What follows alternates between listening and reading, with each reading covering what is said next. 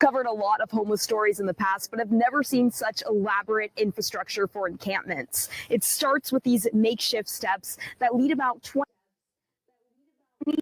feet down below to where these caves are hidden. You can't even see them from up above, and that's likely why they went undetected for so long.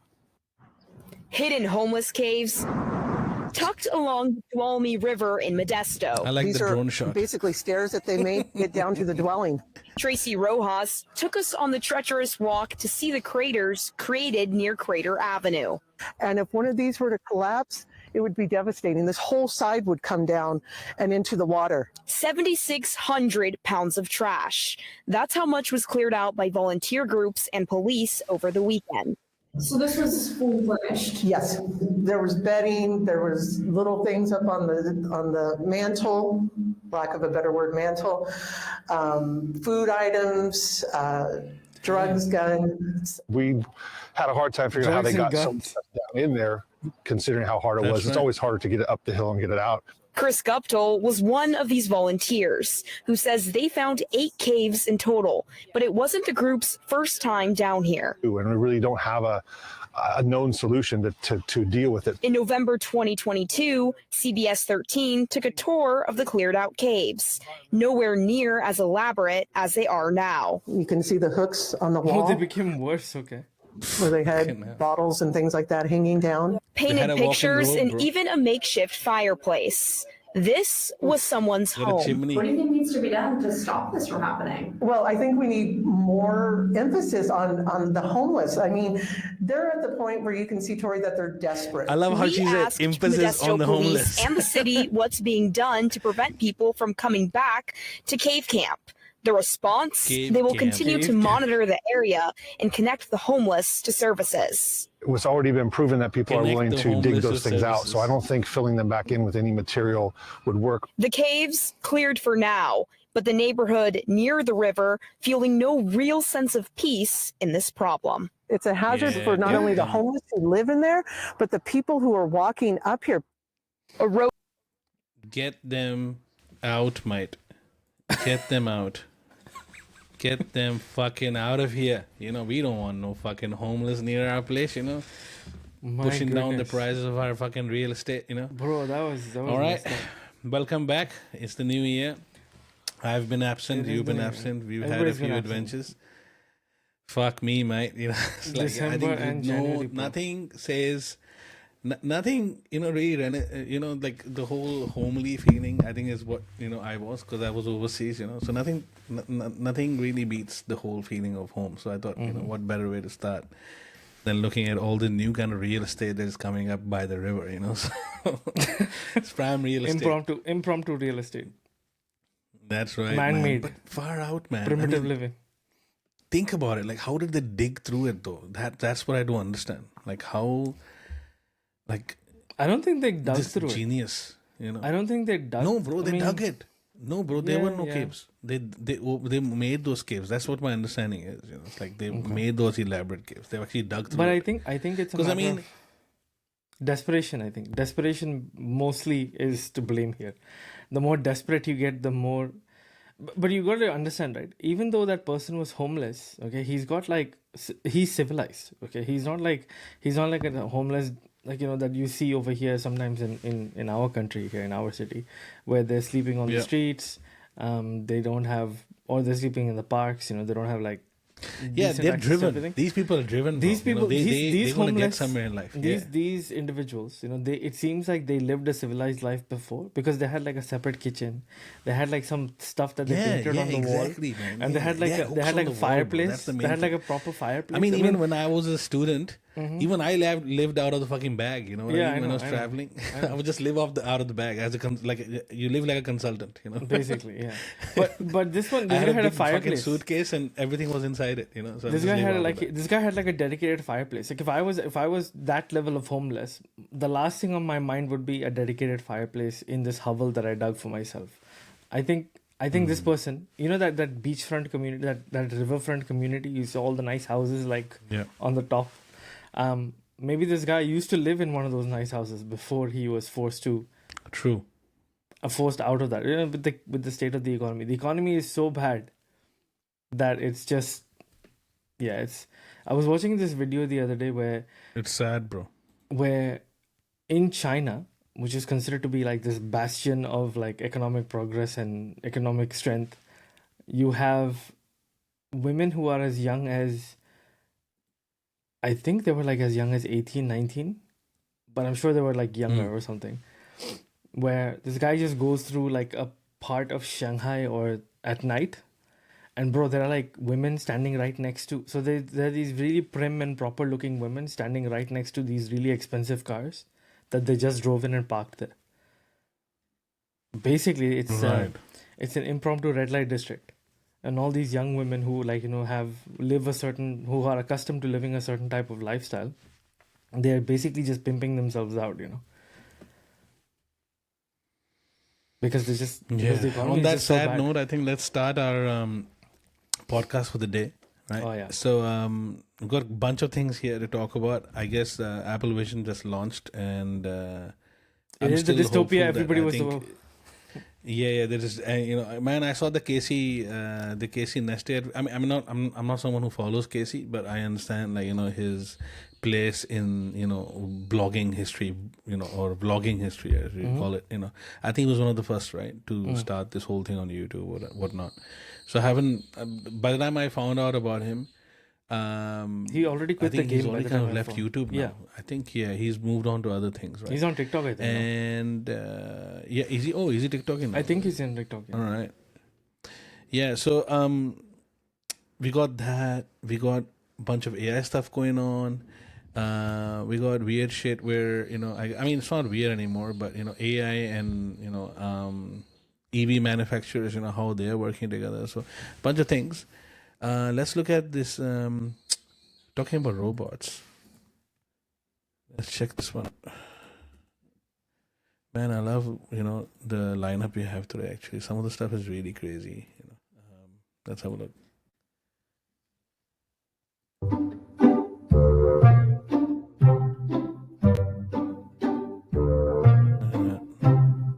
Today we're playtesting our new legged walking character platform at Disneyland Star Wars Galaxy's Edge, walking them through the land to help us better understand what types of interactions really resonate with our guests.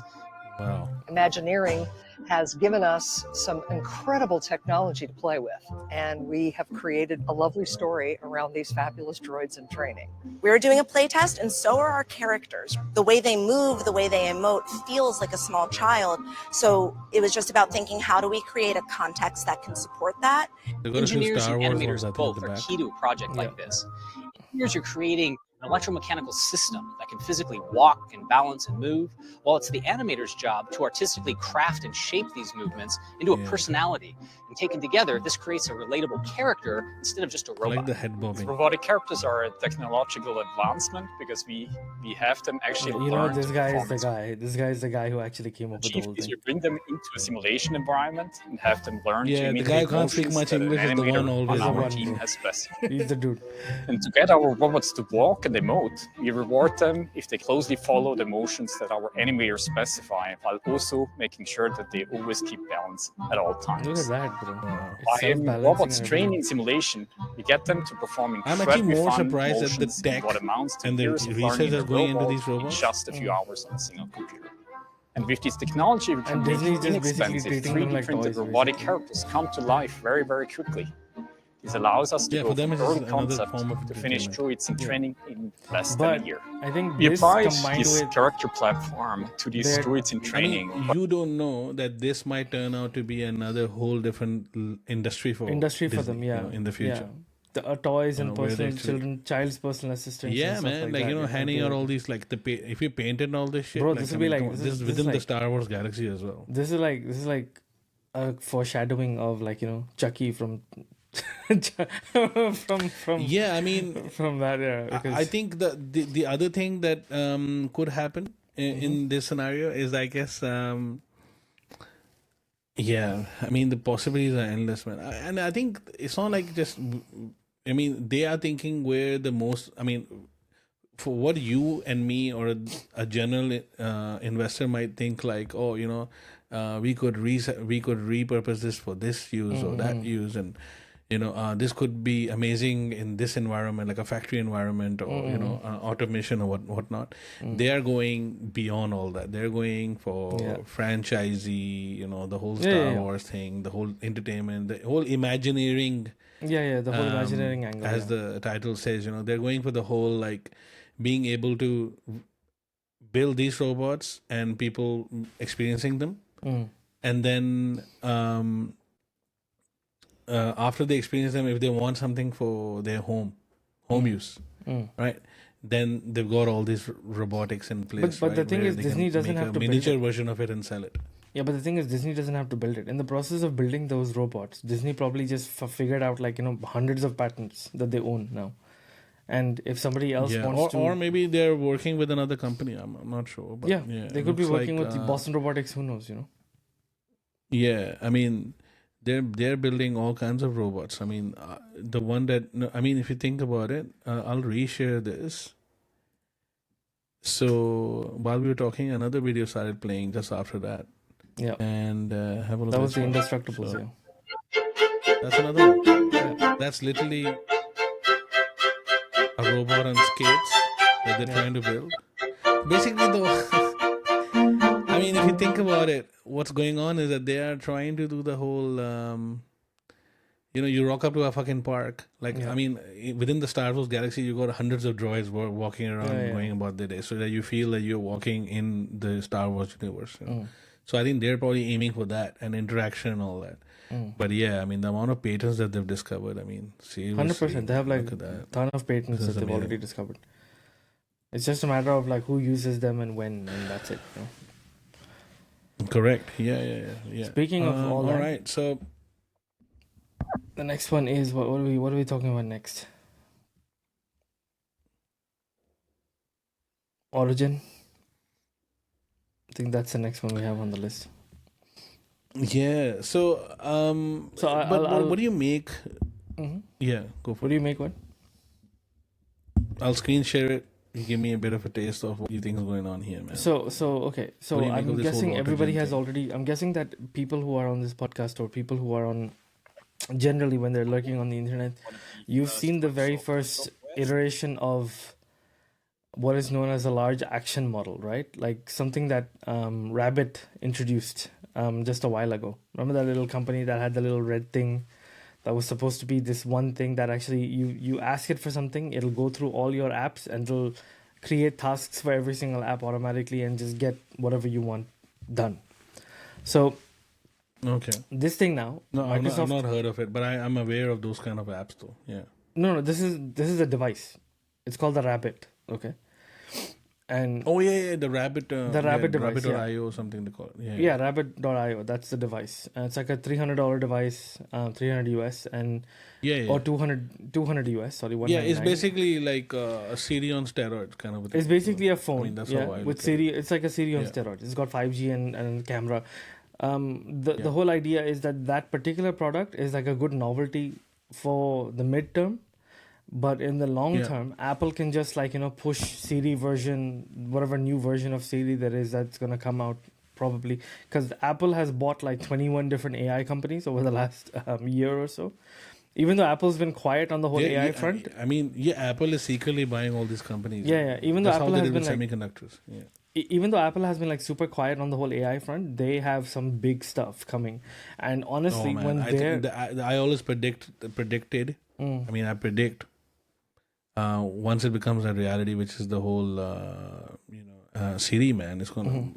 They will launch from Siri. So what the Rabbit device is doing right now, and you have to pay a dedicated amount of money for a physical device. That will basically be all software. That will be part of the Apple ecosystem. So if you pay for something like iCloud Plus, you automatically have access to that feature. That's what I'm thinking Apple is gonna do. So. Those are one product. Then there is something called Autogen. Autogen is basically, it gives you the everyday user, the average user, the ability to create your own AI agents. Okay.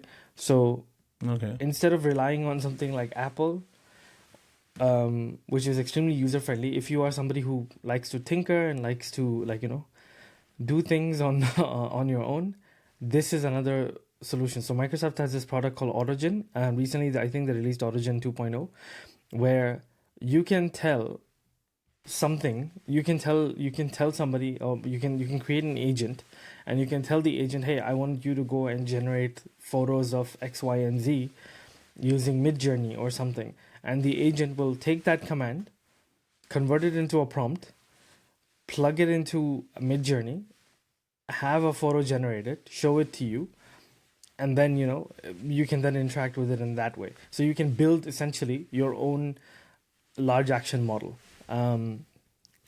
possibly. So that is the whole idea behind Autogen. Autogen is basically, again, you can develop, essentially you can build your own assistant if you wanted to. That's what this is. So that's why I said it's AI on steroids. It's like your traditional AI on steroids. Yeah, again, it's all Python based. That's one really good thing. I mean, if anybody is ever getting into AI now, the first thing you need to do is just learn Python, basically.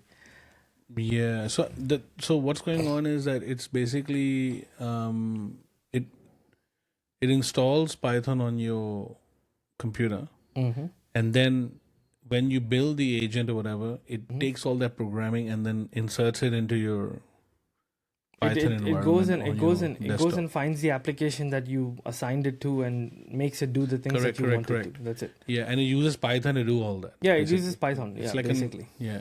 So this is right now he's going through the whole process of that's where the API kind of connects in and does all that. Yeah. So right now he's just showing you. Literally, this is a very long video though. If you think about it, Azure has taken over your computer. I mean, in a way, that's what's going on. Right? Yeah. You can say that. Azure. I mean, you're kind of giving it permission that it actually can enter your computer and then start doing all that. Yeah. See, one of the things that many people don't talk about is the privacy aspect of everything. This is. Like how much are you giving control over to Microsoft, I guess? Yeah, man. Yeah, that's the thing. Like, I mean, yeah. So look at the demo. At the demo as well. In the demo, I think he tells you. Okay, so he's created a script that tells you to generate an image, put it in the particular folder of a certain size. Yeah, so you could do all these smaller tasks as well, like clean up your desktop and all that. Yeah. So a lot of small, like individual based automation. This is still for somebody who likes to tinker and who likes to test a lot of stuff. If you're not comfortable doing tinkering, then this is not something that you would probably be interested in. For those people, I think Rapid Device. You still need to learn how to code? I guess you still need to learn a bit of code. Yeah. But how much of that skill is required now in order to create these agents and all that? I don't know. I guess you could create an agent to teach you that. I guess they have a gallery there. So it looks like that you can probably, from a community of, agents can pick up something and then just modify that. Yeah. Because I think that's what's going to happen, isn't it? In the future. It's like who heard of prompting until about 2 years ago? Nobody knew what prompting was, and now all of a sudden, every third person you talk to, they behave like as if they're a prompting expert or something. Because so now you don't need to be a full stack developer. You could be a basic, a medium. What do you call? You can be like a junior developer, front end or a back end developer, a junior developer, and you could basically, if you have the knowledge, could just put that together and do all of that and put it all together. Basically. That, man. So this guy is trying to look at stock prices and stuff. He's checking, go and find out the stock price of Nvidia and compare it to Tesla over a certain period of time. Wow.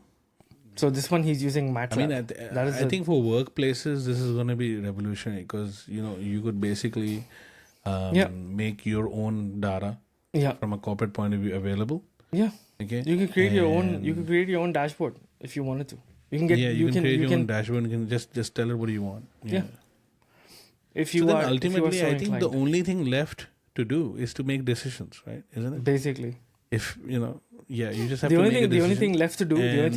Maybe deal with dickheads at work. The only thing left to do is to sell and to make decisions. Yeah. That's it.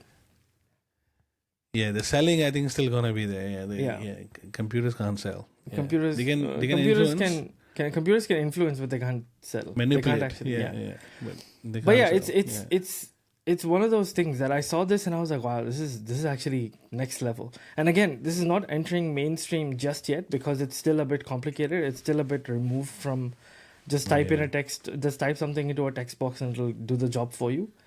But this is, I mean, so what's happening in the generate image.python? What's happening over there? That's where the code sits. That's where the I think generate image.python is a script that will tell the AutoGen AI how to go about generating the image, or where to go, what to do. Look at this, man.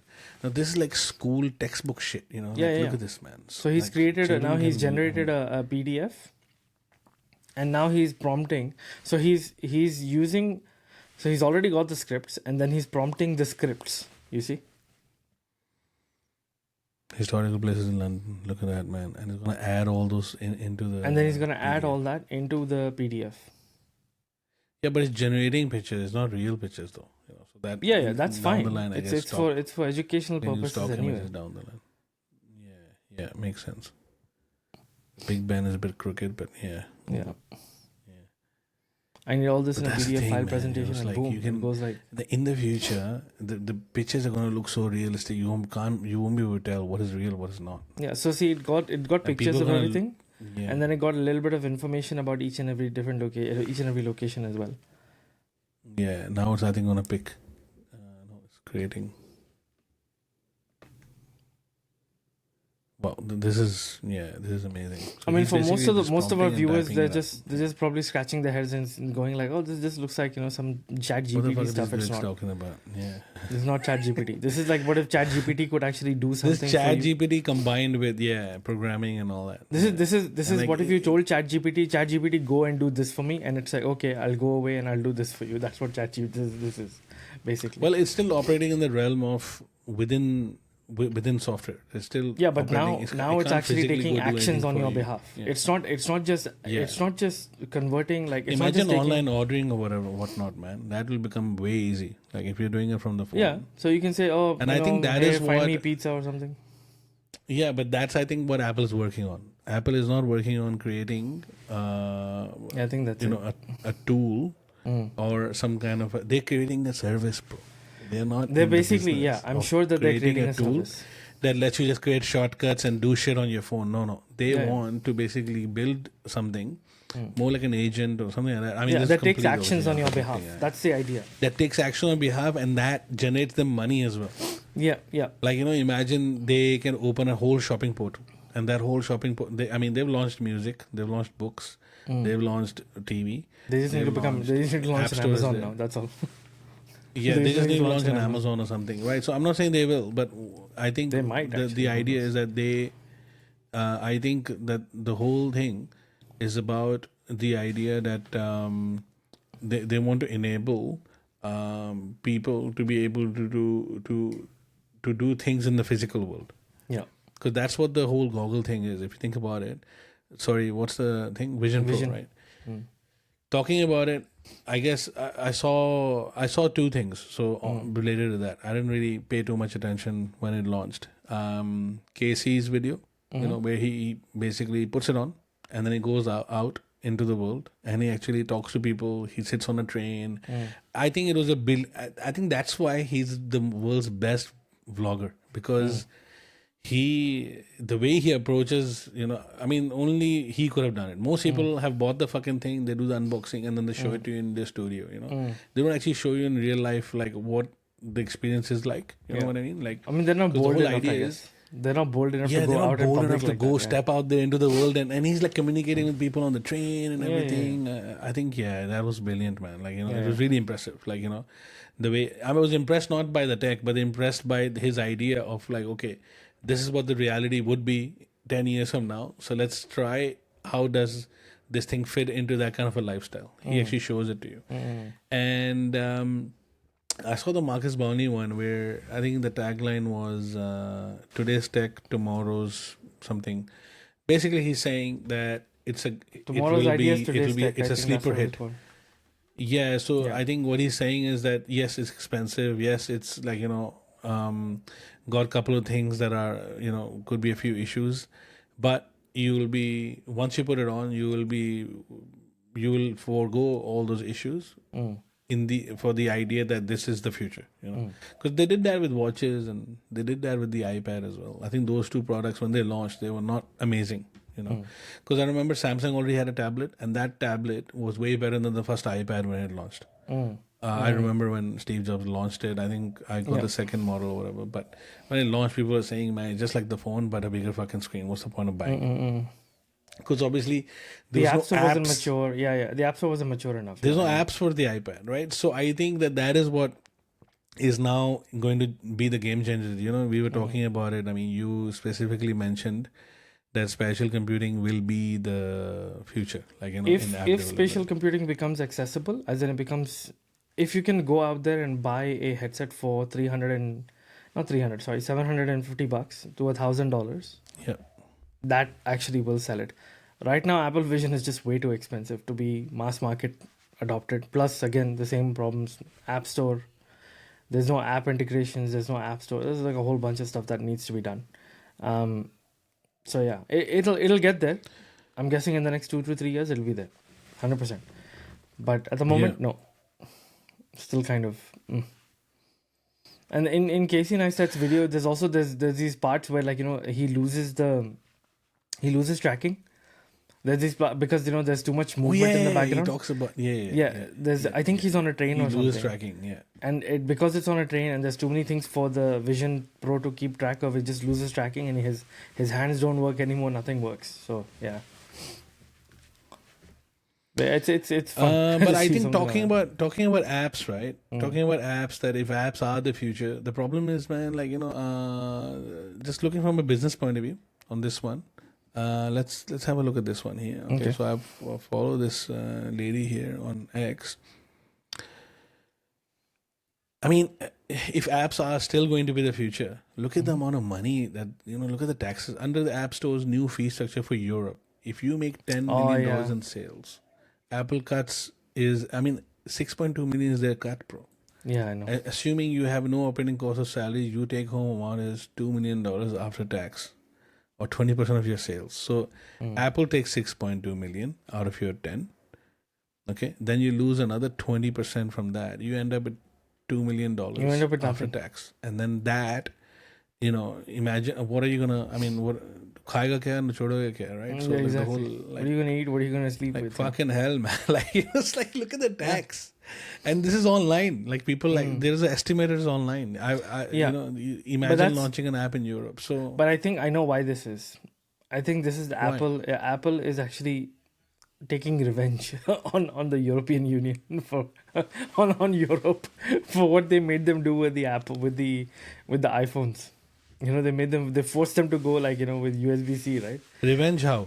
Like, I mean, this is revenge. This is like, no, but isn't it bad for Apple's business as well? If they Apple charge so doesn't care. much, then there's going to be no apps launching in Europe. No, that's not true. What's going to happen is, if you are, hang on, I don't know, Apple Store. If you make $10 million in the Apple Store, okay. So is this for apps that are launched in Europe? Again, we don't have, like, all the information, right? Yeah. Is this for apps that are made and launched in Europe, or is this for any app that you, like, say for example, if I'm an American company and I'm incorporated in America, my app is American, but it's also available to the European. This is for doing business in Europe. So if you launch an app in Europe, that's what's going to be the charges. Anything that's sold in Europe. Yeah. So let's say there's a person in Germany. Don't worry about England. If you're in Germany, and in Germany you decide to purchase this thing in Europe, right? That's the cost. But the weird thing is, despite that, people are still going to make apps for Europe because Apple sells the most over there. It doesn't cost anything. I mean, No, it does cost. You're just deploying it on. There's developer deployment costs anything. Yeah, deployment. If you're deploying in the US. No. Deployment. Okay, deployment base is based on how you deploy your software. So if you're using, like, Docker, or if you're using whatever the services prices are, like where you're going to host the app, how you're going to deploy the app, all that stuff. So it all adds up. If you're going to host it using AWS, then AWS costs add up. If you're going to then have, like, different instances of that app for different devices, optimized for different devices on Docker, each instance of Docker costs you money. So all of that stuff, it actually costs you a fair bit of cash. The only problem is apart from all of those costs, are you still going to end up making money for that $2 million a year? Are you still going to actually, go, which I'm guessing you will. The only thing is that people are still going to release their apps in Europe because Europe makes a lot of money from apps, and Apple knows that. Right. You see, the only thing I'm waiting for now is when will European Union step in and Yeah. and sue Apple for like anti-competitive practices, because essentially this is monopolistic practices, because Apple knows that they are a monopoly in Europe and they're like, yep, we're going to charge you monopolistic prices. It's the same thing with what happened with Bubble, right? Recently, what happened with Bubble was a lot of people had their agencies and their entire consulting firms and everything built up in Bubble, solving solutions, building all these tiny little apps using Bubble, which is a no-code platform. And Bubble then just said, okay, it's no longer going to be a flat fee. You're now going to be charged per interaction, which is insane if you really think about it. So every time a customer presses the back button or the forward button or the add button, every time there's an interaction that happens with your app, Bubble actually charges you for it. It's insane. Yeah, I mean, it's insanity.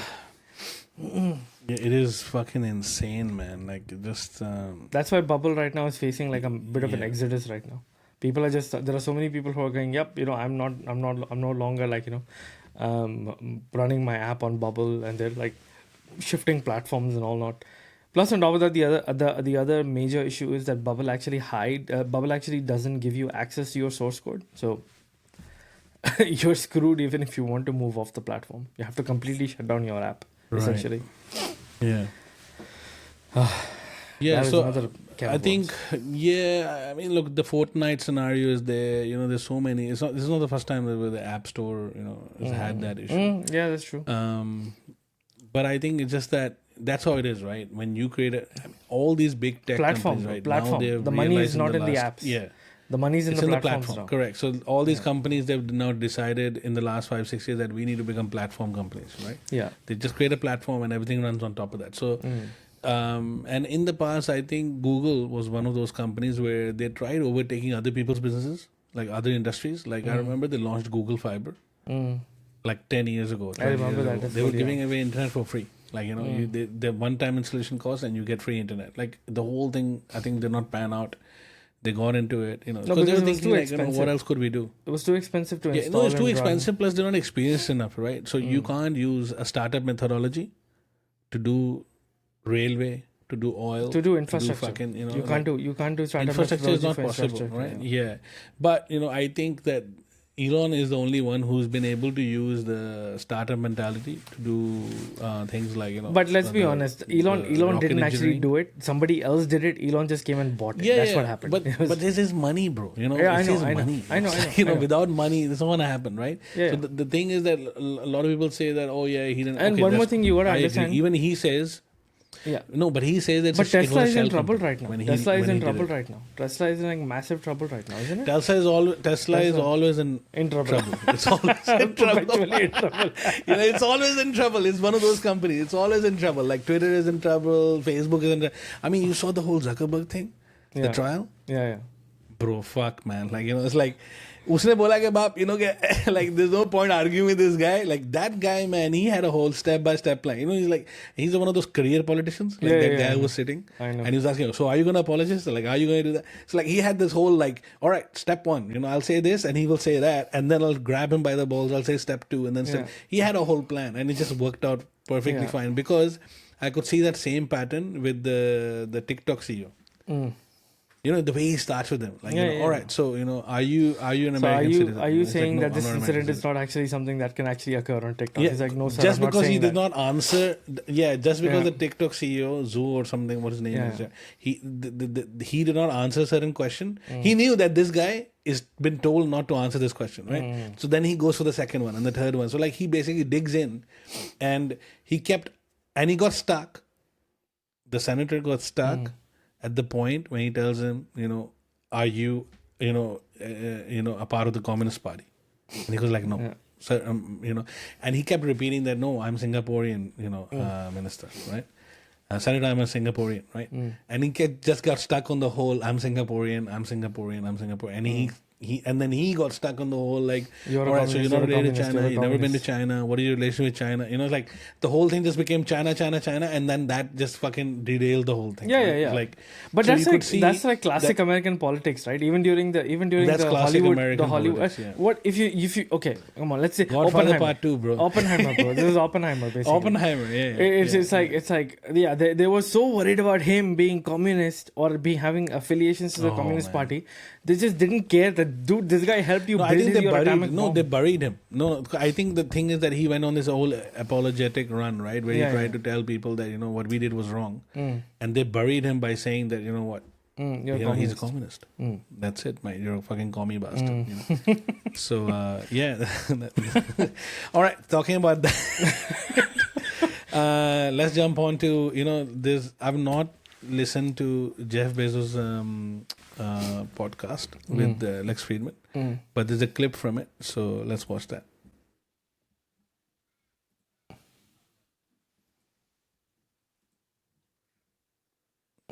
Where's the sound? 500 feet tall. It's inside a mountain in West Texas. You think?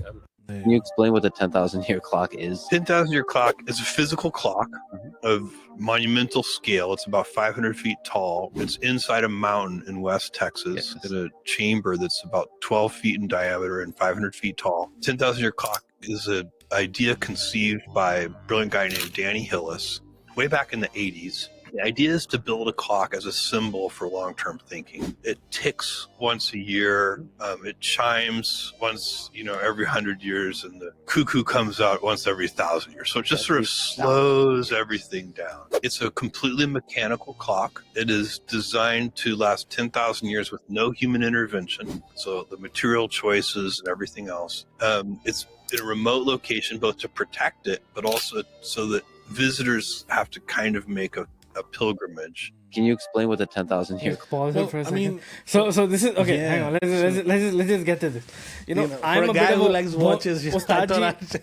Okay, Omar and I are both like, let's say we are novice watch nerds, right? So I'm wearing my little shitty pullover here. Okay, not the best watch. Okay, and I'm building like a little bit of a collection now. Now here's the thing. What Jeff Bezos is doing. Before we get to the Rolexes in the future, before we get to the Rolexes, wants to gift it to us, then if CitizenBot takes off, and we have to start a Patreon, bro. What are we doing, man? We have to start a Patreon. We need that $1 from Patreon. I think once we get to a certain amount of subscribers, we could start a Patreon. Bro, see, I see like we have 10 views. I would never do Patreon. We have 10 views, yeah, okay? I know. And I want that one person who's willing to pay us money. Okay, I want his money, okay? $1 a month. I need that money. Okay, I don't think I'll ever go the whole Patreon route. I don't think so. I think we're let me put it this way, right? As a Desi, okay, who's been brought up in Desi culture, begging for money, which is what Patreon effectively is, kind of. Okay, apologies to the people who use Patreon. If you're not adding any value, there's no point having Patreon. No, unless and you're actually adding value, then it's a different case. But I don't know, going the whole Patreon route just seems like you're. It just seems like it's okay, asking for donations. It's just asking for donations. It's like okay, mate, Especially those when they have those tiers where the first tier is basically $2 support us, $5 to you're a superstar, and you get a little badge or you get like a little sticker or something. Yeah, some sticker bullshit like that. No, man, like you gotta add value. Like, you gotta add real. People gotta do what they gotta do. But I think that people gotta do before what we kind of go on that tangent, we'll come back to it. What do you make of this whole 10,000-year clock? I mean, I understand the idea of that. So Jeff Bezos has all the watch brands in the world, right? He can wear a Richard Mille for like $2 million.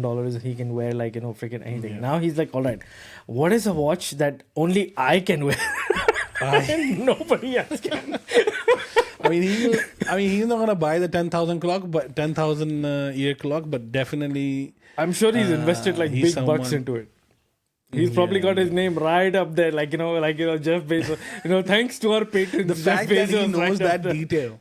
Yeah. The fact he knows that detail and he thinks about it in that manner, that there's a 10,000 year old, 10,000 year clock that measures all that. It promotes, long term thinking. Yeah. I'm a big fan of long term thinking, although it's hard to stick to long term. But I think anything in life, if you want to achieve, it has to be long term. Let me caveat this. Let me caveat this self-help bullshit a little bit. Okay, long-term thinking is great if you have the money. If you have the Jeff Bezos paisa, long-term thinking is amazing. If you have Jeff Bezos money, if you have Omar and Sohail, if you have Omar and Nitro money, long-term thinking doesn't take you anywhere. The longest term I can think of is maybe like 6 months. Okay, beyond that, I'm like, if job is gone, gotta change my long-term thinking. Yeah, but I think that is because of the printing of money, right? Again, okay, fine. Printing of money, made situation bro. Printing of money, economy. It's not just printing of money. The overall behavior of society, like the way the things are governed. The overall governments, right? They are thinking short term. We now have, presidents who last for only, 4 years, maybe. I mean, there are people now questioning that even 4 years is too long. Which I think is not. In reality, they want elbow out, right? I think they want elbow like get out, right? I think in reality, back in the day, when presidents used to be selected for a second term quite frequently back in the day. Often, they should not have a second term. I know it's controversial. I think there should be no second term. There should be only just one term, 8 years, so that when people vote, right, they're really going out there thinking like, fuck, if we vote with this guy or this woman here, we're gonna be stuck with him for a long time, 8 years. Because if you look at dictators and all that, right, like Caesar and all those people, even during the Roman Empire, even during modern day, in charge for a long you have time. benevolent dictatorships, right? Yeah. Muammar Gaddafi. Dictators would stay forever. But what I'm saying is that when they had the republic, they would have people who would, they had the Senate and all that, and the leader would stay in charge for a long time because there are all these long-term plans. I mean, come on, man. I mean, can you imagine if Hitler had gone through with his plan? He had a whole, series of things. So for him, it was just a cleanup job, like conquering the most important parts of Germanic history. Europe, and tying it all together and then building his empire on top. Not empire, his third Reich on top of it. Like he had a vision for the race, the Germanic race, right? So I think that if you have those big visions and you want to execute them, sometimes you need, look at I know it sounds like one party, but if you look at Singapore, you look at Hong Kong, you look at China right now, the way they are, the one-party system also kind of does not work for long term. But I think mid-term, 8 years, 10-year period where you need a long-term thing to execute those big projects, whether it's education reform. No, I agree. So long-term thinking, again, long-term thinking. But man, the money spent on this $10,000 clock, it better not be tax money because fucking. Because that's what it looks like. It's some grant. It looks like this grant. dude. Can you look up actually on the internet how much like the 10,000 clock who 10,000 year clock. Look it up, bro. Look it up. The 10,000 clock. 10,000 year clock. Clock of the long. It's called the clock of the long now. Okay.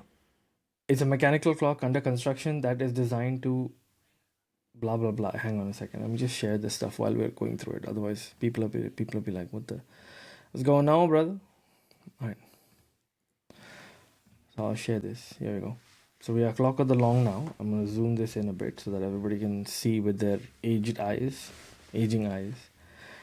It says, the clock of the long now, also known as 10,000 year clock, is a mechanical clock under construction that is designed to keep time for 10,000 years. It is being built by the Long Now Foundation. There you go, brother. Long Now Foundation. There's a foundation to this stuff, bro. Okay. So the Long Now Foundation established in 1996. There you go, Jeff Bezos, man. Come down. It says Jeff. That's all I wanted to see, man. Don't worry about the foundation. Where is it? Go back. I can't see Jeff Bezos. Go back to the previous one. Oh, okay, the previous one. It says Jeff Bezos. I think I saw his name. Oh, being funded by Jeff Bezos and Bezos' expeditions with 42 million. There you go, man. There you go. On land with Bezos owns in Texas. You're right. There you go. The guy wants to buy the watch that nobody can own. That's the whole idea. Like Bezos is like, I can buy a Richard Mille. He owns the land as well. Yeah, Bezos is like, I can buy a Richard Mille. Bezos is like, I can buy 50 Rolex. I can buy a Rolex Cosmograph Daytona in friggin' silver, platinum, and gold studded, whatever. But you know what? Nobody else can buy. I can buy everybody can buy a Patek Philippe, world timer with world time with unique piece. Okay, everybody can do that. But you know what they can't buy? They can't buy the $10,000, the 10,000-year clock. That is mine. That is the biggest, greatest clock in history. I bet there's something in there. But why? What's the purpose again? Say such a clock. Jeff Bezos is the ultimate watch nerd. That is the purpose. He's the ultimate watch nerd. He will walk into a room and all the other watch nerds will hide all their Patek Philippe's and their and they'll be like, nah, mate, this is nothing, mate. This is nothing, mate. Yeah, but how big is the watch itself? How big is the watch itself? It says it's under construction. He said, right? It was like 500 feet tall and freaking how long is it? Yeah, but if you come down, do they have a photograph of the new one? No, it's under construction. It's still under construction. This is the concept of how it's gonna look. So that stuff, all that. You see all those layers? They're gonna be like under the ground, and then there's gonna be a big giant ass watch face there, and you know what the worst part? You know what the weird part is? Jeff Bezos wants to make money off of it. He's talking about like pilgrimage and stuff. He's like, oh, people are gonna make a pilgrimage to get like what? No, I don't think he wants to make money. The main thing is that when people go there, he wants to build something. He wants to build a religion. People will go because tomorrow in the future there will be no Amazon. Jeff Bezos invested in the data banks, the AWS, everything will be gone. In the future there will be no. Yeah, but Jeff Bezos actually invested. But having that clock in there makes sure that his name is there, right? Yeah, of course. But at the same time, Jeff Bezos like a temple, man. Jeff Bezos is like trying to invest. He's invested in like this company that. Is trying to find a way around death or something. It's trying to find like circumvent death. So they're trying to like freeze your brain or something. I don't know what they're trying to do, man. Some crazy rich people stuff. Yeah. He's invested in some company like that, which actually is trying to cheat death or surpass, sidestep death or something like that. It's kind of a weird thing that I read ages ago. But before that, Jeff Bezos, he needs to get a couple of his priorities in order. I mean, there's a photo of him with his missus, and that photo I saw, I'm like, his missus, I'm looking at the photo of the missus and I'm like, man, there's something wrong with your missus, man. She don't look like a lady. Accuracy, I think, accuracy for watches, I think, is paramount, and it's something that I think the Western mind, or I think in the West, people have reached to that level, or especially Europe, I guess, where accuracy, engineering, craftsmanship, all that thing, everything, it embodies everything, actually. For men especially, it's like basically building Rome. Like, building a watch. Basically, he wants to build Rome. He wants to build Rome. Yeah, it's basically, he wants to build miniature Rome, right? That's what he wants to build. Miniature Rome, so in that it requires engineering, it requires funding, it requires management, everything that encompasses human ingenuity is all in there, right? And if you think about it, a well-made watch does have its use cases. So, like, for example, like I saw this, I follow on Twitter this guy here who is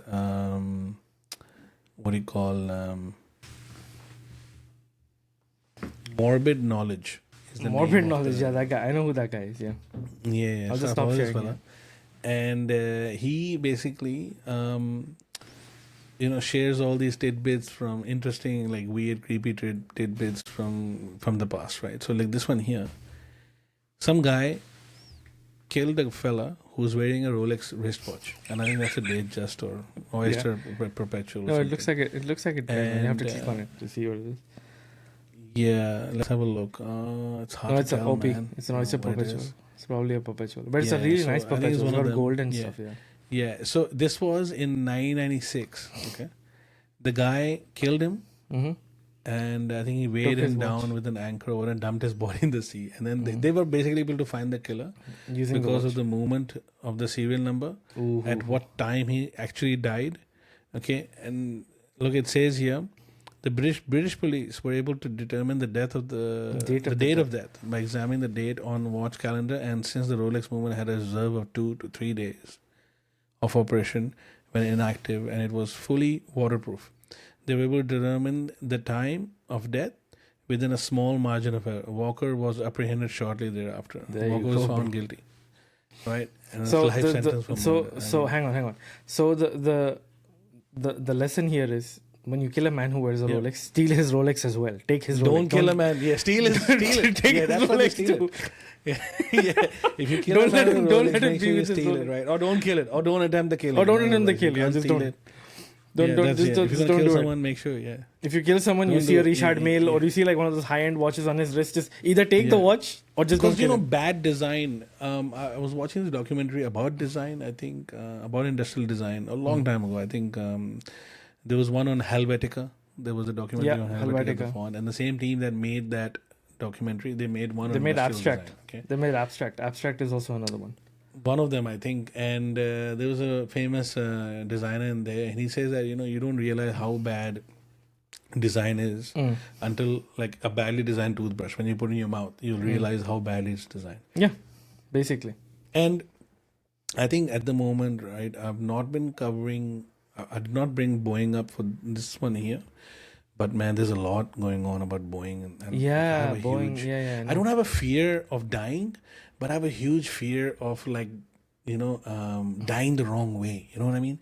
Like I keep telling my missus as well. Like, if I want to die, I want to die just like you just want to die like strapped to a go shark. to sleep and not wake up. You want to die. You don't want to die like strapped to a shark with dynamite and lasers on his back. It's like or strapped to a bomb or some shit like that, right?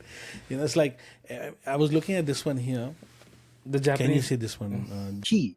More than half of the aircraft was built from carbon fiber reinforced plastic, rather than aluminum like older planes. The Airbus A350 is the newest Airbus aircraft. It uses a composite fuselage, every time I as travel, does the Boeing 787. What we've seen... I always look for Airbus. My missus recently, flew, and I was concerned that it is not an Airbus. It was a Boeing. Every time I see Boeing, I was like, "Fuck it, I'm not going to get on any Boeing plane now."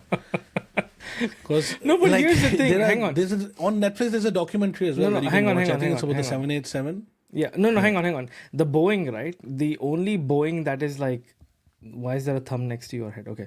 The only Boeing that actually is. Is there a thumb next to my head? Yeah, there was a thumb right next to your head. I think it's Apple's system going, oh yeah, look at that. Like, there we go. Yeah, Apple. Thank you. Hell. They got to get into everything, isn't it? They got to get into everything. Yeah. They're like, now. Anyway, so the Boeing 777 is the working horse, right? That is like the plane that has actually held, that is still holding up the whole Boeing company. But the 787 is kind of like a bit of a unknown. Like, okay, is it gonna crash? Because 787 is called what they have a name for it, right? The 787 Dreamliner. Like that's what it's called, right? Like it's called. Yeah, man. I've traveled on the Dreamliner. It's an amazing plane. It's an amazing plane. I've traveled on the Dreamliner, and then once I found out, fucking these things are crashing. Yeah, they're crashing left, right, and center. I was no like, God way, damn, man. Like, no. yeah, I rather like no way. I mean, like, come on. No, I mean, and there's all these planes like doors. Okay. So I have a question. All kinds of shit is going on. I have a question I want to ask you. Let's say you book a flight. Okay, you book a plane. And for some reason, it says Airbus A380, okay, which is like Emirates' favorite plane. Etihad has it. Etihad has it. Like all the new boys in town have it, okay. Let's say all the big shake. Yeah, now let's say you get to the airport, okay, and the flight is cancelled, but you need to get to where you need to get to, and the only other available flight is a Boeing 787. What do you do, bro? What do you do? Do you say? I want to live, and then you're like, nah, I'm not taking the Boeing 777. I'll take the next flight. If I am going to get on it, and if it's a life and death situation, and I have to get on it, I'll make sure that I'm not flying over any. The route is not passing through some sea. But bro, this is Australia, because if I crash, I want to die on impact. I do not want to drown. I see. No, I get it. But this is okay. But here's the thing. This is Australia. Yeah, drowning is another fear of mine. Like this is Australia. It's the worst way to go out. Yeah. Okay, hang on. By the way, you won't drown. The very first thing that's gonna happen is if you crash, there'll probably be blood and damage to yourself. The moment you get into the water, the sharks are gonna be like, "Oh yeah, mate, we're gonna eat fish tonight." Meat's back on the menu. Meat is back on the menu, boys. Exactly. That's what's gonna happen. Yeah. The sharks are gonna be like, they're gonna have a frenzy. They're gonna come and just eradicate all of you. When the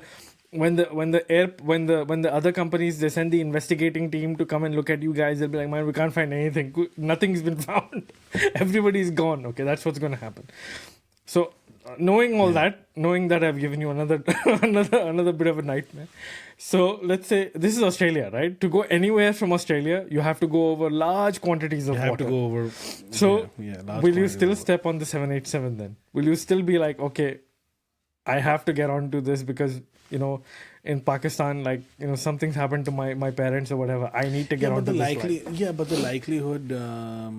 Of course, man. Likelihood is unlikely, but it's a hypothetical. Likelihood is like, probably then, I might take it, man. I don't know. You might be like, oh God, please, Because usually what happens is if a flight does get cancelled, there's a bunch of other flights, especially with the big airline companies, they have a bunch of planes taking on and off. So. Yeah. But bad design, man. That's something, right? So have a look. Just let's finish on this one. In here is that first serious event involving an A350. We know that aircraft met the design. Airbus aircraft. It uses a composite fuselage, as does the Boeing 787. What we've seen here is that first serious event involving an A350. We know that aircraft met the design standards in terms of strength, in terms of how it might deal with a fire. When you look at the fire, the aircraft seems to have done exactly what you want it to do, which was protect the occupants for long enough that they could evacuate from the aircraft. Airbus said tests show that carbon fiber composites may contain fire longer than an aluminum fuselage. As it heats up, the aluminium loses its strength, and you could get the aircraft breaking on the tarmac, breaking its back. Now, with a composite fiber, it retains its strength for longer as it's being heated. Every second. Why they waste all that counts. water, man? If it's gone, every it's second. Not like, what are they going to do by saving the aircraft? No, they're not spraying it with water. They're just sitting there. The ambulance is just sitting like. A Japanese Transport Ministry official said it was too soon to determine the cause of the collision, but a formal investigation will be conducted. Airbus said it was sending a team of specialists to help the Japanese investigators. Man, we need more than two manufacturers. We have only two manufacturers making all these planes. Bro. It's a monopoly. They set the rules. We need some. We need China to start making planes, man. We need China to get into this business. No, China probably is, but they won't be big enough. The problem is that all these air regulations, the FAA and all those air regulation stuff, right? They're all set by these two companies. Boeing and Airbus, they're okay. Who do you think goes into the FAA? Who do you think actually ends up being in the FAA? Who do you think? Okay, from the FAA, where do you think people go? They go to Boeing or they go to Airbus, to get more and vice versa, revolving doors. It's a revolving, yes, exactly. It's a revolving doors. So until that revolving door situation is dealt with, you're only going to have two companies. China is not interested. Okay, by the way, pause for 1 second. China is not interested in passenger aircraft. China is interested in fighter jets. In cargo and fighter jets. Man, they're building fighter jets. Sell its first flight. Give it away for free to all the African nations and all. In 2013, install the A350 is becoming one of the most popular jets for airlines around the world.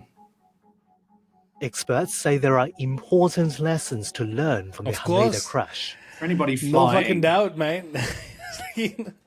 Seriously, on Tuesday, Japan Airlines Flight 516, an Airbus A350-900 traveling from Sapporo in northern Japan to Tokyo, collided with the Coast Guard plane.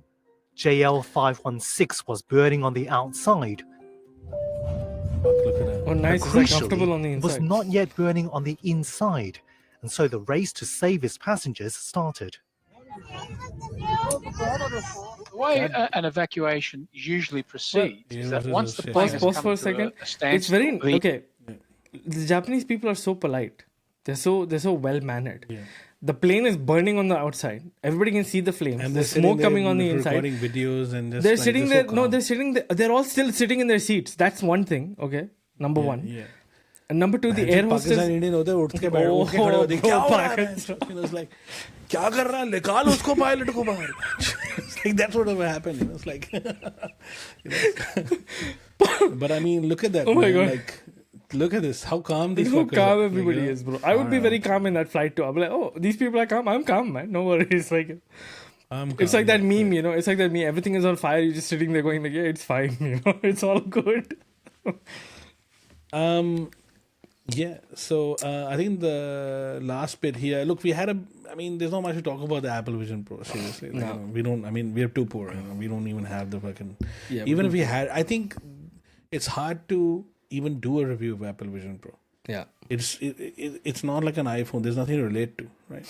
So had a couple of other topics here, but I think the last one, there was one about dogs. They're using AI dogs with EV manufacturing. That was a bit interesting. And I think I've got something, we've got a couple of other topics as well. What I want to really talk about is this lucid dreaming one. I think that one was something that was very interesting to me. Have a look at this one. Like I walk around like with this box everywhere. Like, you know, like the meme of the guy in the room. It's like they don't even know that I have like the lucid dreaming device in the box. It's like how I feel, you know, kind of thing. I guess I have to put it on. You put this on, you go to sleep. And the focused ultrasound activates the prefrontal cortex, which we know is the neuroscientific definition of a lucid dream. A lucid dream is defined as the awareness that one is in a dream, which begets control over the phenomenological contents of that dream at will.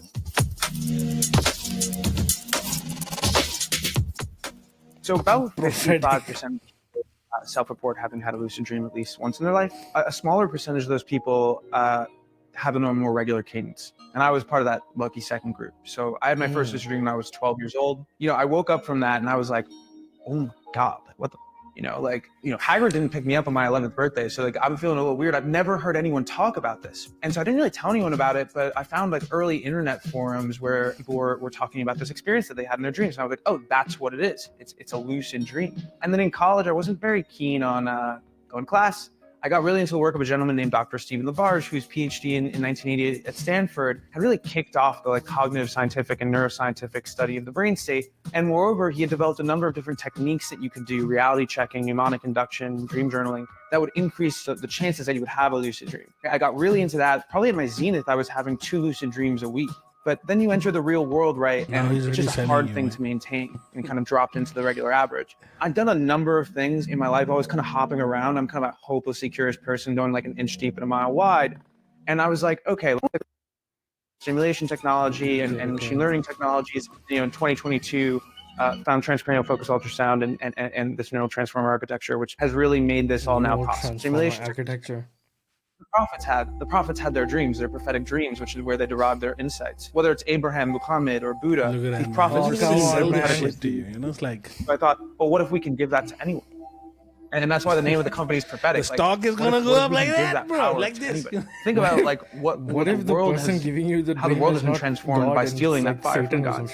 I would expect that it would be no differently transformed. The weird part is this, right? Like, like the biggest thing that he's missing, right, is like, how weird is that? Like, I mean, if God wants to reach out to you, you wouldn't need any fucking devices. You wouldn't need all this stuff.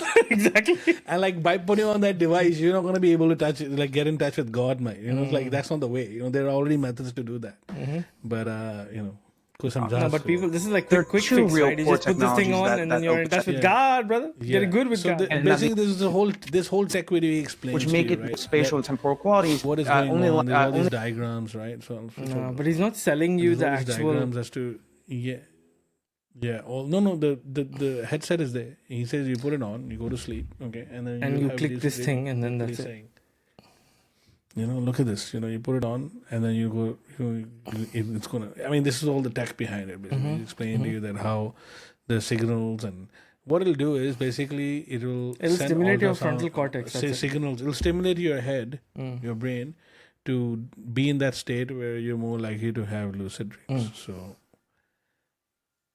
Well, this is where I think. So, what's a lucid dream? Lucid dream is a type of dream. It's a dream where you have control in which the over dreamer it. becomes aware. Yeah. They are dreaming while they are dreaming.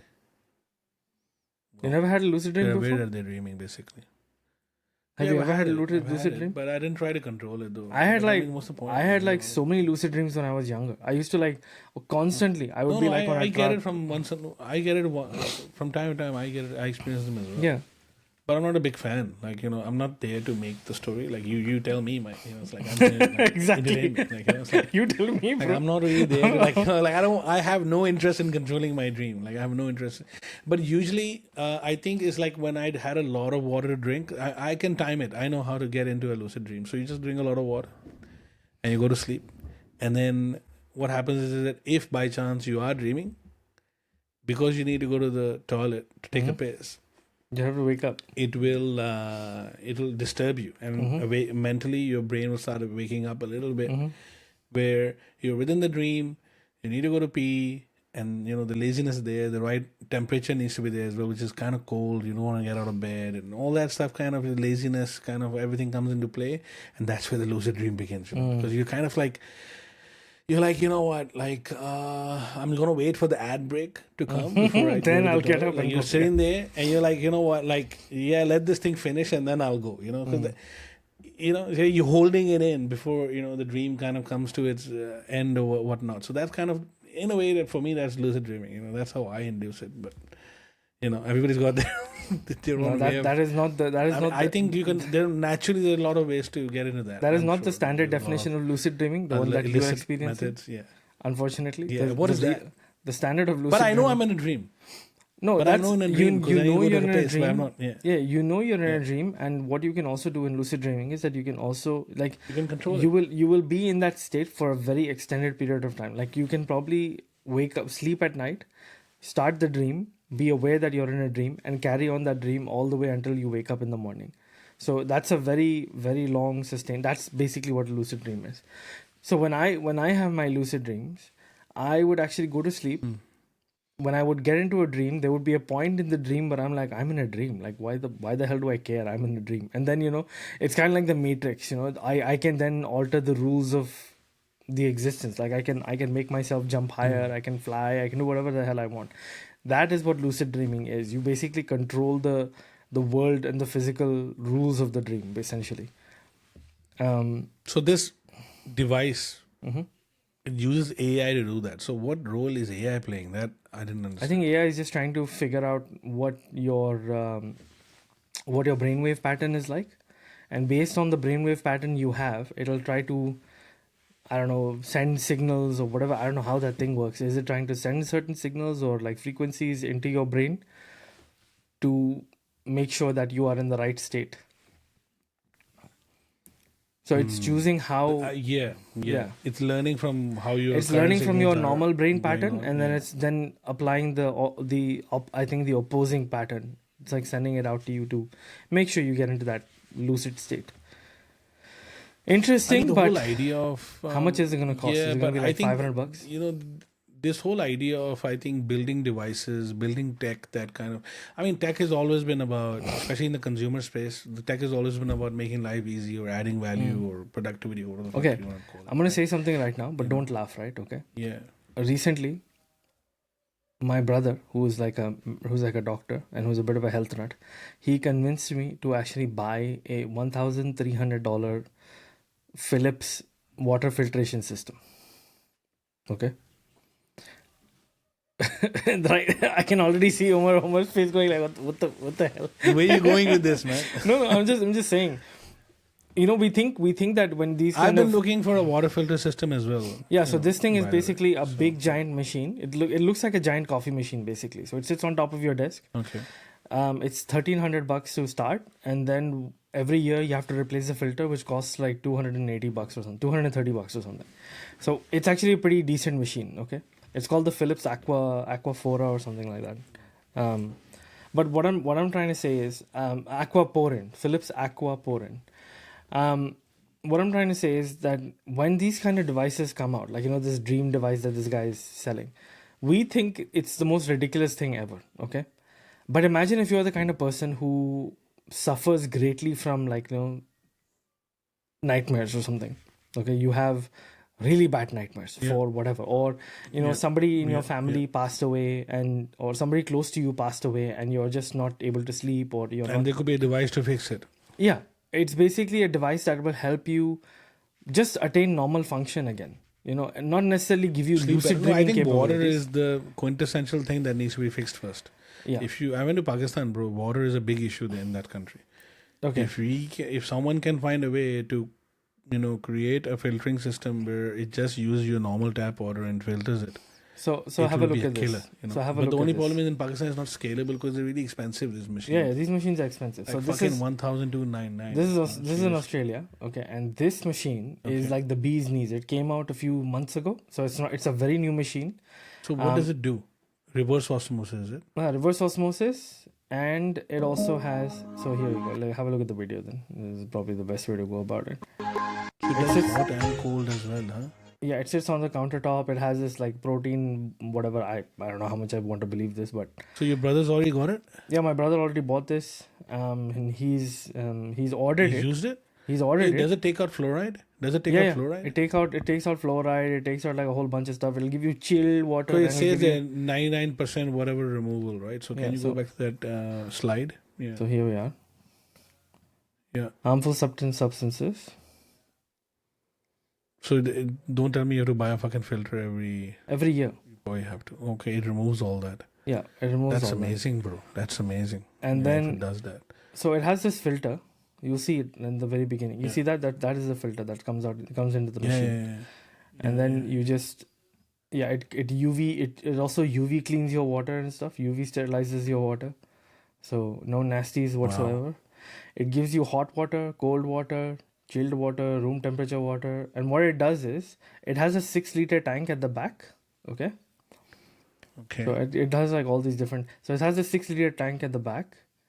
And then you fill the 6-liter tank, and over time, over the day, it will actually filter out a 1.8-liter water jug for you, and you get 2 jugs from the 6-liter. From the 6-liter, it will filter out 2, and so that you can use 2 detachable water jugs. Yeah, so these detachable water jugs, they filter the water from the 6-liter tank into this, and then you can use it for whatever. You can put this in the fridge. You can just have it like but where does a 6-liter? But how can 6-liter reduce to 2 liters? Yeah. By 6, so yes, 6. No, from 6 liters. It doesn't create 6 liters.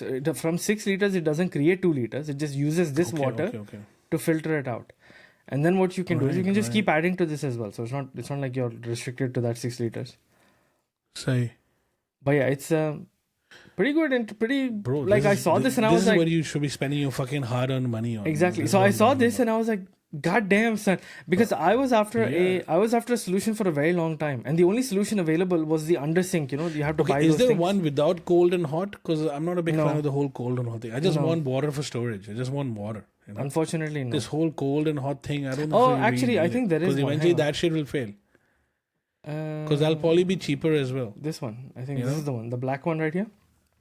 That's the one, I think. That just want normal water. If it's just normal filtering, normal tap water, like just same this temperature. One, reverse osmosis purification system. It's $1,000. So you pay 300 extra, you get the hot water, cold water. Yeah, but the problem with the 300 is the room for error for that one. I mean, things can go wrong very fast. It's hot water and everything can give out, and then you're fucked. Like then you have to anything with this thing, anything with that trademark, the Aquaporin trademark. That's the one that actually does the reverse osmosis filtering, and this one just has the normal filtering. I'm sure there are probably other. There are probably other brands as well, but my brother actually just did a whole bunch of research and he found this one to be the most, I guess, bang for buck, the best convenient. One, yeah. And he's convinced me to buy it. And I was like, I mean, you pay 300, you get that. Yeah. Yeah. So but I think. I already put my order down. Bro, send me the link, bro. Send me the link. I think I'm gonna get the. It's on Amazon. Just go and have a look. I'll send you the link for this. Might actually look into getting this. Yeah, this is actually. What is that reverse? What's that $300 thing? The $300 thing. Where? Yeah, the $300 one. This is the filter. That's the filter you change into it. Okay, so you're looking at that, and how long? 20,000 liters? How many liters? 1 year, roughly a year. 2,000 liters. Roughly a year, 2,000 liters. 2,000 liters. I mean, this is for drinking, right? Not for washing and cleaning and all that. So 2,000 liters is pretty normal. Yeah, should be alright. Yeah, I mean, but I think there are systems available, by the way, where you can just attach it under the sink, water pipe. No, there is an under the sink, and you can probably get away with that because you have a house. I don't. That's why I have to do this. And that one, I think the whole charge is about $1,000 as well. Yeah. Labor will cost you another. Labor will be another $250, and then filters will cost you another. It's day-to-day cost is the same. It's just that this machine, you don't need to plumb it. That's all. That's the only reason why. Anyway, point. We're not trying to market Philips. We're not affiliated with Philips. It's just a great product. We're not selling anything. We're not selling anything. If you do buy from Philips, tell them that we sent you. Maybe Philips will give us some money. hopefully. No, that was actually, you know what, educational. You know, That was all this educational? bullshit podcast Okay. we've been doing. I think this is actually something that I actually learned today. You know. Okay, so that's a great. Let's thing. get on to this one before we fucking move on and go back to our normal lives. The last one I wanted to talk about is the overall idea of integration of robotics or AI, vice versa. Right. So we'll start with something like this one here. Check this one out. Look at that. So it's a small clip. You see this green? Yeah. Look what it's doing. So it's AR Spatial and vacuuming, it's AR and no, it's not actually vacuuming. You are vacuuming it.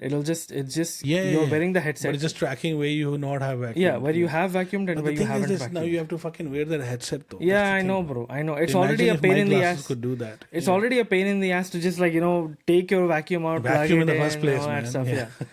So now you have to be Exactly. I might have got to wear my headset. But bro, maybe this is like the new era. Well, people will be just wearing their headset 24/7 and they'll be like, oh yeah, I'll just vacuum, and then they'll I take think the vacuum only on. way the headsets to succeed is need to be normal glasses like these ones. Yeah, what I'm yeah. wearing It right has to be now. as light that's as the this, only yeah. way that I'll probably. It needs to be around not similar weight. Obviously, this is too fucking light, and this might not happen for the next 50 years. But who knows?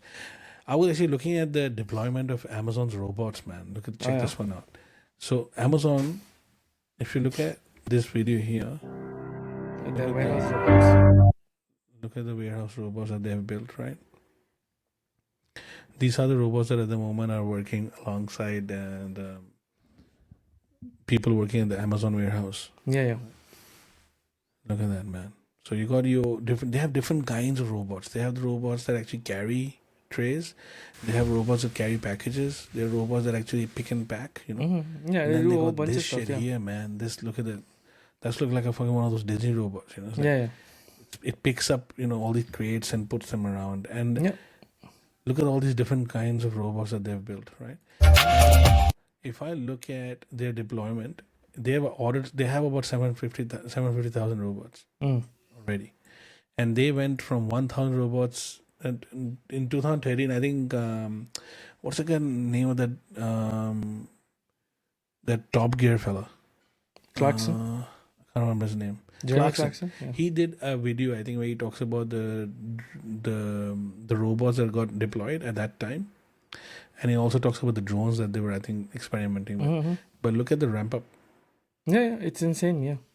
They're doing about 400,000 additional robots in roughly 2 years they did, right? So, I mean, at some point, it's just going to take off, man. Like, it'll just be robots, like the way they're scaling up, right? Yeah, of course. Let's look at this one. We're going to be in that scenario where robots are just going to be, it's going to be interesting. It'll be a part of everyday life. It'll be like normal. Yeah, I mean, you got all these manned robots, like the whole integration. So this is a factory in Singapore for an EV company. Was it BYD or something? I can't see. You're not sharing anything. I think you're sharing I your think old this is post. Kia. You're sharing your old post. You need to change your share. Sorry, man. There you go. See it now? Yeah. This may look like just another car factory, but it's actually a new micro factory, manned by autonomous robot dogs and robotic it's Hyundai. arms.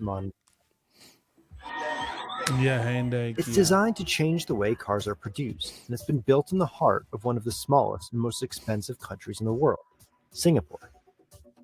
Typically, car manufacturers don't build car factories in dense urban cities like Singapore. But here, it's going to be different for most car factories. Robots are going to do a lot of the manufacturing, and it's going to be a much more flexible model. Microfactories reinvent the way cars are made by automating most of the process and building them in a cell rather than along a production line. So this could be the future in which we talk in a couple of years from now. Right. So, I mean, if you jump a bit forward, we have if you look at the Plants microfactory manned by hundreds of workers. This is your traditional The trend has been towards building bigger factories. Tesla's Gigafactory facility, located near Austin, Texas, covers more than 10 million square feet of factory floor space and has a capacity to build more than 250,000 vehicles a year. By comparison, Hyundai's new microfactory in Singapore stands just over 935,000 square feet. The car makers to the plant could produce up to 30,000 cars a year. Hyundai has pushed aside the traditional assembly process to allow for a much smaller So there is a footprint. lot of innovation happening. Behind me, there are robots that are putting together the final finishing touches on a car. Typically, in a more conventional manufacturing process, that would actually largely be done by humans. While four-legged robots equipped with AI cameras monitor and analyze the assembly. Issues identified by the robot dogs are then fixed by human workers. Even though we're a small factory, we're producing he cars wearing, as a man? mass What is that? manufacturer. So what allows us to do that? What is that? Even though we're He's wearing an exoskeleton. But why? To prevent, I guess, wear and tear of his, body. So the exoskeleton is he takes on a lifting lot heavy of the. Yeah. So exoskeleton takes on a lot of the ability to lift and drop heavy items. Oh, a small factory, we're producing cars as a mass manufacturer. That's what been allows normal us for to like do 5 that years or something. is the usage of automated. Only about 100 workers would be needed to produce the plant's capacity of 30,000 cars per year. That means a worker at the microfactory could produce 2 to 3 times the number of cars compared to a person. All right, so we get the point. Basically, if you look robots at this in, one here, humans is out. committed This is to a manufacturing their vehicles out of microfactories. However, the company has only delivered a small number of the vehicles it forecasted out of its plant in the UK. this is one of those, Arrival has struggled to ramp up production and have pushed back a planned second microfactory in the US. For now, Hyundai says it's the only major car maker to start building vehicles out of one. There you go. So Hyundai has figured out a process basically. Yeah, they figured out a process. So I think it's not just about innovating, making electric cars. It's also about the way you manufacture them and everything. So, given that most of these, the integration of AI, robotics, especially in manufacturing, is pretty prevalent, right? But I think that, on one hand, we saw, earlier today, in the episode we were talking about AI agents. So you got at these 3 different realms. You got your AI agents, which are in the software world, which is, if you're working, if you're an office worker. Second, you have, user spatial, Spatial, AI and productivity, efficiency, support, whatever you want to call it, in the physical world, augmented reality shit, right? And then you have basic physical manufacturing, right? So I think the reason why all these planes are fucking falling out of sky, right? These things are not going the way they should be going is because they haven't been able to keep up in terms of safety. Is another place where certain manufacturers just cannot go beyond just suddenly skip, because safety is paramount to them. So because of that, they are missing out on all the other. I think there's something else as well. It's not just a matter of safety or whatever. You got to understand the car industry is a lot more mature than the airplane industry. It's been there for longer. Right. The airplane industry, there are certain things about cars that have been set in But stone. I think maybe safety stands a paramount to them, so that's why they can't just adopt any. No. Safety is paramount in both cases. In the case of cars as well, you don't want your customers who are driving your cars to crash and die, right? That's not the idea. The thing about the car industry, I think personally, is that the cars they have a very nice lockdown design, right? Right. The design is 100% locked down. You can't actually make the car have a fifth wheel and expect it to go faster. It doesn't work that way. Correct? You can give you have like those big giant 18 wheelers, but you don't have like a normal car, little car, like family car that you can't just put a fifth or sixth wheel on it and make the car go faster or make it do like fancy things. The thing with the airplane is, you have like airplanes that have like flat wings, and then you have those airplanes that have those curved wings. They have like this little curve kind of thing at the end, and then you have certain airplanes that have like wings that are placed in like odd positioning so that like the air flows differently. So there's a lot of like factors to consider in airplanes that you don't have to consider in cars. Eventually, I'm talking about maybe like 4 or 5 years, maybe 10 years from now, you're going to have AI integrated into the simulation models that exist and all of that stuff. Like the whole industry on that side has to evolve significantly. One thing you need to understand is right, actually. Tesla actually did a lot of the heavy lifting in the world of cars. You need something similar to happen in the world of aerospace, where someone comes along and shows the rest of the world that, hey, you can use these processes to enhance your own manufacturing. So I'm guessing SpaceX. I'm sure someone is showing it to them, but they just don't give a fuck. No, I think SpaceX is probably doing it. Eventually, you'll see one of these or I think startups. There's just too much regulation, too much red tape. Yeah, regulation is there. Yeah, eventually all of those things will actually come around. These companies are like fucking literally as big as their planes. You know what I mean? Essentially. Like in terms of like turning them around is not that easy. Yeah. Actually, talking about it, one last bit before we sign off is this one here. I think this is like something that you probably love it looking at. Oh yeah, I've seen this one. Yeah.